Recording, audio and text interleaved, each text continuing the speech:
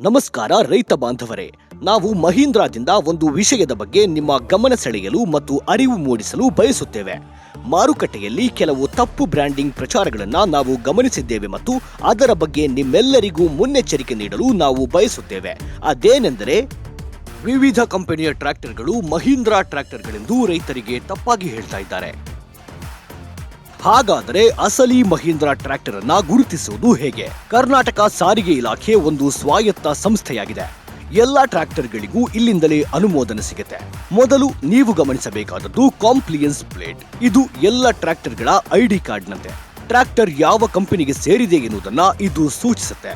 ಇದು ನೀಲಿ ಬಣ್ಣದ ಟ್ರ್ಯಾಕ್ಟರ್ನ ಕಾಂಪ್ಲಿಯನ್ಸ್ ಪ್ಲೇಟ್. ಇಲ್ಲಿ ಮಹೀಂದ್ರಾದ ಹೆಸರಿಲ್ಲ. ಇದನ್ನು ಯಾವುದೇ ಸಂಸ್ಥೆಗೋ ಶೋರೂಮ್ಗೋ ಬದಲಾಯಿಸಲು ಸಾಧ್ಯವಿಲ್ಲ.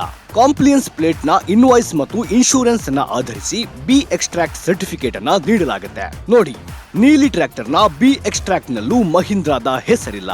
ಇದು ಮಾತ್ರವಲ್ಲ, ನೀಲಿ ಟ್ರ್ಯಾಕ್ಟರ್ಗಳಿಗೆ ಆರ್ಟಿಒ ನೀಡುವ ಸ್ಮಾರ್ಟ್ ಕಾರ್ಡ್ ಅಥವಾ ಆರ್ಸಿ ಬುಕ್ ನಲ್ಲೂ ಮಹೀಂದ್ರಾದ ಹೆಸರಿಲ್ಲ.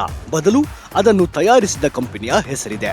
ನೀಲಿ ಟ್ರ್ಯಾಕ್ಟರ್ಗಳ ಈ 3 ಪ್ರಮುಖ ದಾಖಲೆಗಳಲ್ಲಿ ಮಹೀಂದ್ರಾದ ಹೆಸರಿಲ್ಲವಾದರೆ ಅದಕ್ಕೂ ಮಹೀಂದ್ರಾ ಟ್ರ್ಯಾಕ್ಟರ್ಗೂ ಯಾವುದೇ ಸಂಬಂಧವಿಲ್ಲ.